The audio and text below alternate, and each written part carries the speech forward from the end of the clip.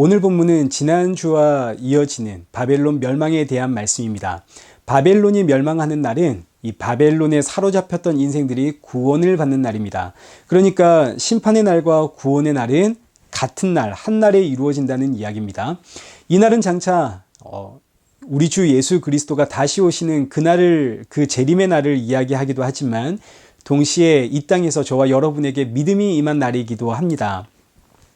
예수님을 믿는 믿음이 임했을 때에 그날 나를 사로잡고 있었던 바벨론, 이 세상의 권세가 모두 무너지고 심판을 받았습니다. 어디서 심판을 받았나요? 십자가에서 심판을 받았죠. 내가 그동안 살아왔던 모든 나의 인생이 십자가에서 심판을 받는데 이 심판을 누가 대신 받으셨습니까? 예수님께서 대신 심판을 받으셨습니다. 믿음이 임한 날, 예수님이 나 대신 심판을 받으심으로 나를 구원하시더라. 오늘 본문은 바로 이 이야기를 하고 있습니다. 심판과 구원, 성도가 어떻게 구원을 받았는지에 대한 이야기. 1절부터 한번 보시죠. 여호와께서 야곱을 긍휼히 여기시며 이스라엘을 다시 택하여 그들의 땅에 두시리니 나그네 된 자가 야곱 족속과 연합하여 그들에게 예속될 것이며. 자, 지금 1절의 말씀을 보니까 바벨론에 사로잡혔던 인생들이 구원을 받습니다. 근데 그 구원을 받는 이유가 뭡니까? 오직 하나님의 긍휼로 인해서 이스라엘 백성들이 구원을 받습니다. 구원받은 인생들이 무슨 대단한 자격과 조건을 갖추어서 구원받는 것이 아닙니다. 이스라엘 백성들이 회개하고 하나님께로 돌아왔기 때문에 그들에게 구원의 자격과 조건이 있다, 이런 이야기가 아니죠. 구원의 자격과 조건은 전부 오직 하나님의 은혜, 오직 하나님의 긍휼, 여기에 있습니다. 오늘 저와 여러분이 어떻게 구원을 받았는지를 기억하십시오. 우리가 회개하고 예수님을 믿었기 때문에 구원을 받았습니까? 아닙니다. 로마서 5장 8절 보십시오. 우리가 아직 죄인 되었을 때 그리스도께서 우리를 위하여 죽으심으로 하나님께서 우리에 대한 자기의 사랑을 확증하셨느니라. 우리가 구원받은 것은 예수님을 믿기도 전입니다. 예수님을 알기도 전에, 우리가 아직 죄인 되었을 때에, 이 의미는 나에게 믿음이 임하기 전에 라는 뜻입니다. 믿음이 임한 성도는 그때부터 의인이라 부름을 받습니다. 이신칭이 믿음으로 의롭다함을 받는다. 그러나 이 믿음이 임하기 전에는 우리는 죄와 사망에 매여 있는 죄인들이었습니다. 지금 이 이야기입니다. 우리가 아직 죄인 되었을 때에, 우리가 죄와 사망에 사로잡혀 종노릇하고 있을 그때에, 예수님을 모를 때에, 그때 그리스도께서 우리를 위하여 대신 죽으심으로 구원을 이루셨느니라. 그러니까 우리가 회개하고 예수님을 믿고 그래서 구원을 받은 것이 아닙니다. 예수님을 알기도 전에 예수님이 나를 위해 십자가에 죽으심으로 구원이 이루어졌습니다. 그래서 이 구원을 은혜라고 부르고 하나님의 긍휼이라고 부릅니다. 이 하나님의 은혜, 이 하나님의 긍휼, 이 구원이 나에게 임했기 때문에 성도는 그동안 내가 살아왔던 모든 인생이 죄와 사망에 매여 있는 인생임을, 죄임을 알고 회개하고 이런 날 구원하신 예수님을 믿게 되어지는 거죠. 자, 다시 정리해 보겠습니다. 우리가 예수님을 믿기도 전에 예수님은 이미 나를 구원하셨습니다. 내가 예수님을 믿었기 때문에 구원을 받았다가 아니라 이미 나를 구원하신 예수님이 내 안에 믿음을 넣어주셨기 때문에, 예수님으로 인해 내가 구원을 받았구나, 이 고백이 터져 나오게 되는 거죠. 이것을 성경은 예정이라고 부릅니다. 에베소서 1장 5절 말씀입니다. 그 기쁘신 뜻대로 우리를 예정하사 예수 그리스도로 말미암아 자기의 아들들이 되게 하셨으니, 9절, 그 뜻의 비밀을 우리에게 알리신 것이요 그의 기뻐하심을 따라 그리스도 안에서 때가 찬 경륜을 위하여 예정하신 것이니.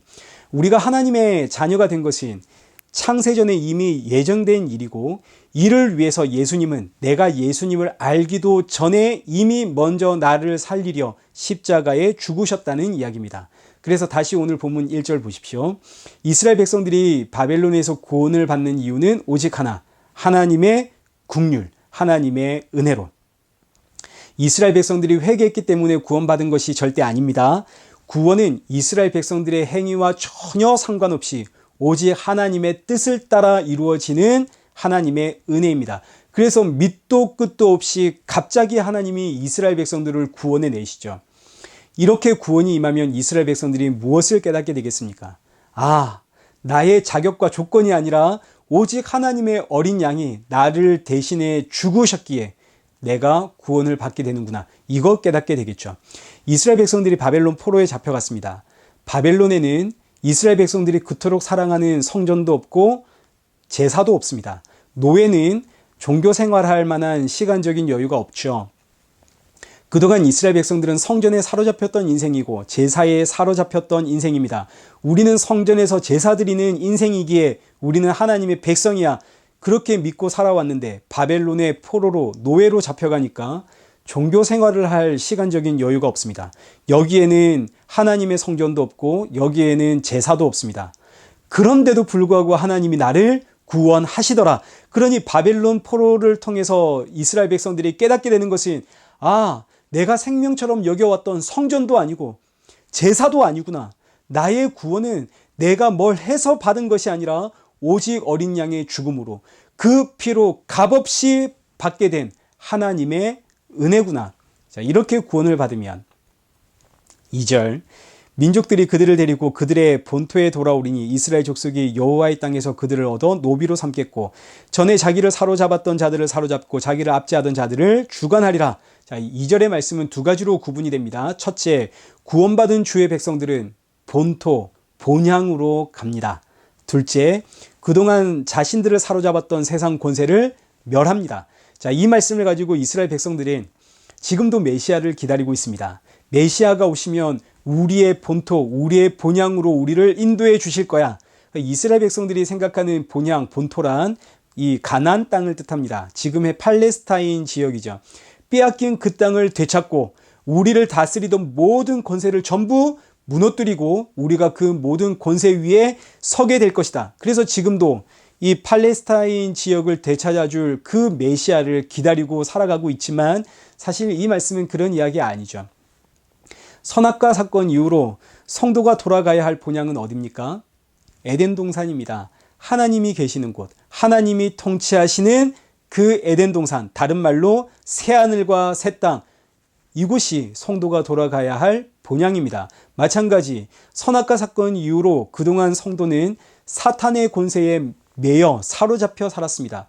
사탄의 권세에 매여 종노릇하던 인생입니다. 그런데 메시아가 오시면 이 죄와 사망에 사로잡혀 종노릇하던 우리를 구원하여 의와 생명의 나라 그 본향으로 우리를 옮기시고 우리를 사로잡았던 그 마귀 사탄의 권세를 멸하신다. 이 이야기가 오늘 본문 2절의 이야기입니다.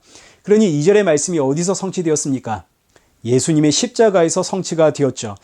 히브리서 2장 14절 말씀 보십시오. 죽음을 통하여 죽음의 세력 잡은 자 곧 마귀를 멸하시며 또 죽기를 무서워함으로 한평생 매여 종노릇하는 모든 자를 놓아주려 하시니 예수님의 십자가 그 죽음을 통해 죽음의 세력 잡은 자 마귀를 멸하시고 한평생 죽음을 두려워하여 이 죽음의 종노릇하고 있던 너와 나를 구원하심. 이것이 바로 2절 본문의 이야기입니다. 그러니까 성도의 구원의 날은 바벨론 멸망의 날이고 바벨론 멸망의 날은 곧 예수님의 십자가의 사건을 뜻합니다. 이 의미는 예수님의 십자가의 사건이 이 세상 종말이라는 뜻입니다. 그래서 오늘 이 시대가 우리가 살아가고 있는 이 시대가 종말의 시대가 되는 거죠. 종말이란 예수님 십자가에서 죽으심으로 시작이 되었고 예수님 다시 오시는 그날 끝이 납니다. 이 날이 예수님 다시 오시는 날이 종말의 끝입니다. 이 종말의 날, 오늘 본문은 바벨론 멸망의 날로 표현하고 있고 바벨론은 우리가 살아가고 있는 이 세상을 의미하는 거죠. 종말의 날, 이 세상 어떻게 되는지 한번 보십시오. 3절입니다. 여호와께서 너를 슬픔과 공고와 및 내가 수고하는 고역에서 놓으시고 안식을 주시는 날에. 자, 이제 3절의 말씀은 바벨론에서 구원받은 성도가 구원받은 그 구원의 날을 뜻합니다. 바벨론에서 구원받는 그 구원의 날이 바벨론에게 있어서는 멸망의 날이다. 자, 4절 보시죠. 너는 바벨론 왕에 대하여 이 노래를 지어 이르기를 바벨론에 대한 노래를 지어 불러라. 5절 여호와께서 악인의 몽둥이와 통치자의 귤을 꺾으셨도다. 이 세상을 다스리던 바벨론 왕의 통치가 끝이 났다는 이야기입니다. 6절 그들이 분내어 여러 민족을 치되 치기를 맞이 아니하였고 노하여 열방을 억압하여도 그 억압을 막을 자 없었더니 그동안 바벨론을 막을 자가 이 세상에는 아무도 없었다는 이야기입니다. 7절과 8절은 그러나 이제 그 바벨론은 여기 없다는 거죠. 여기는 어딘가요?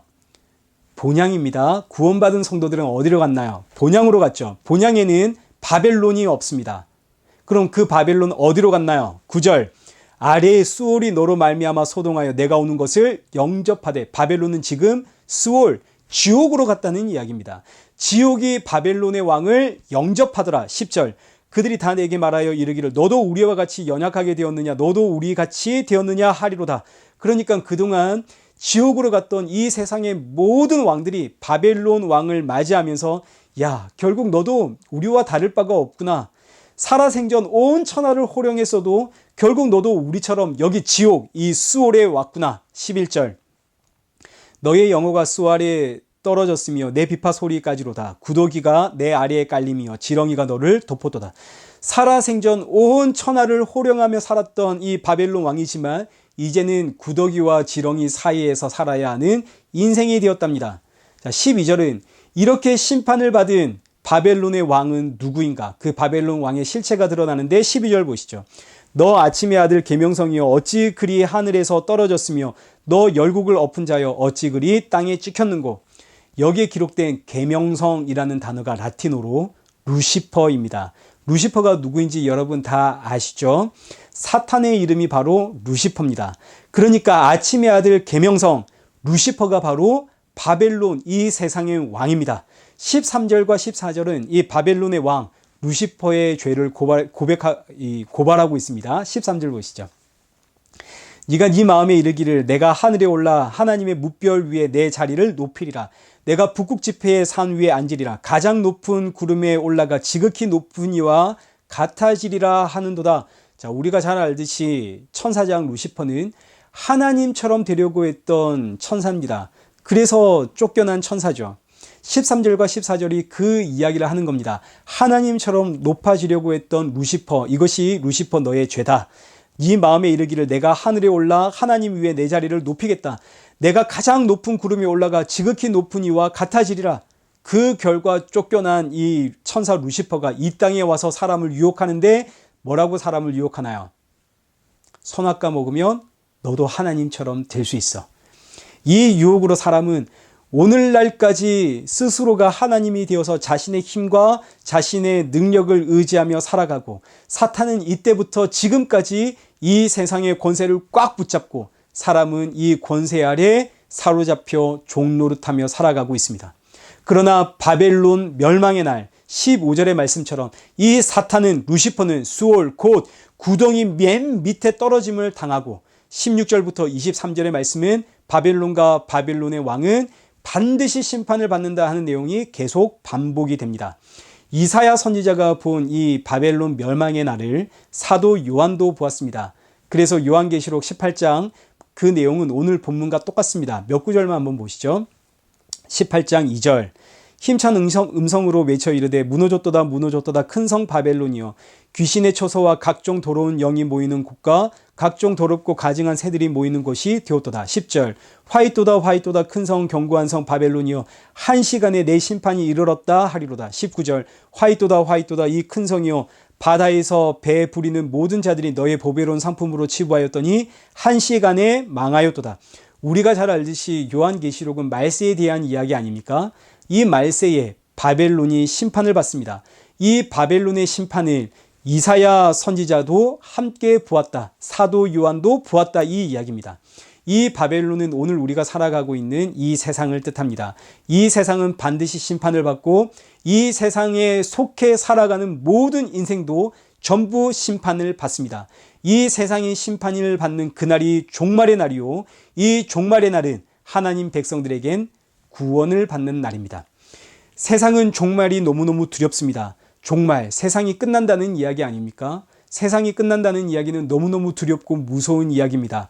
그러나 성도에게 종말은 세상이 끝나는 이야기가 아니라 새로운 세상이 시작되는 날입니다. 성도는 본향으로 가는 날입니다. 그래서 성도는 종말, 이 세상의 날을 사모하며 살아가는 거죠. 성경이 어떻게 끝이 나는지를 한번 보십시오. 성경의 마지막 장 마지막 절 요한계시록 22장 20절 이것들을 증언하신 이가 이르시되 내가 진실로 속히 오리라 하시거늘 아멘 주 예수여 오시옵소서. 주 예수의 은혜가 모든 자들에게 있을지어다. 아멘. 예수님 어서 오시옵소서. 예수님 오시는 그날이 무슨 날이라고요? 종말의 날, 심판의 날. 이 세상 바벨론이 심판받는 날입니다. 그래서 세상은 이 날이 너무너무 두렵지만 그러나 성도는 이날 어디를 가는 날인가요? 그토록 사모해왔던 본향으로 가는 날입니다. 오늘 본문 2절에 성도에게 일어나는 일 두 가지. 구원받은 성도는 첫째, 본향으로 갑니다. 그리고 둘째, 나를 사로잡았던 세상의 권세, 마귀의 권세를 멸합니다. 여기서 나를 사로잡았던 이 세상의 권세가 멸해지는 것은 예수님 십자가의 사건으로 종결된 사건입니다. 그럼 이제 남은 것은 우리가 본향으로 가는 것만 남았죠. 근데 우리 본향 언제 가나요? 우리 주 예수 그리스도 다시 오신 그날에 갑니다. 그래서 이 날은 세상에게는 마지막 날이지만 성도에게는 본향으로 가는 우리 주 예수 그리스도를 만나는 날. 그래서 성도는 종말의 날을 사모하며 아멘 주 예수여 어서 오시옵소서. 이것을 사도 베드로는 이렇게 표현을 했습니다. 베드로후서 3장 12절. 하나님의 날이 임하기를 바라보고 간절히 사모하라. 그날에 하늘이 불에 타서 풀어지고 물질이 뜨거운 불에 녹아지려니와 우리는 그의 약속대로 의가 있는 것인 새 하늘과 새 땅을 바라보도다. 이 세상 바벨론은 불에 타서 녹아 사라집니다. 그러나 성도는 하나님의 의가 있는 곳, 예수 그리스도가 통치하는 새 하늘과 새 땅으로 갑니다. 그래서 성도들에게 힘차게 선포하는 말씀이 성도들아 하나님의 날이 임하기를 간절히 사모하라. 사도 베드로, 사도 요한, 그리고 선지자 이사야를 통해 오늘도 우리에게 주시는 하나님의 말씀입니다. 사랑하는 내 자녀들아 하나님의 날이 임하기를 간절히 사모하라. 여기에 대한 성도의 반응은 아멘 주 예수여 어서 오시옵소서. 우리 주 예수 그리스도 다시 오시는 그날, 그 하나님의 날을 간절히 사모하며 살아가는 저와 여러분 되시길 축원합니다.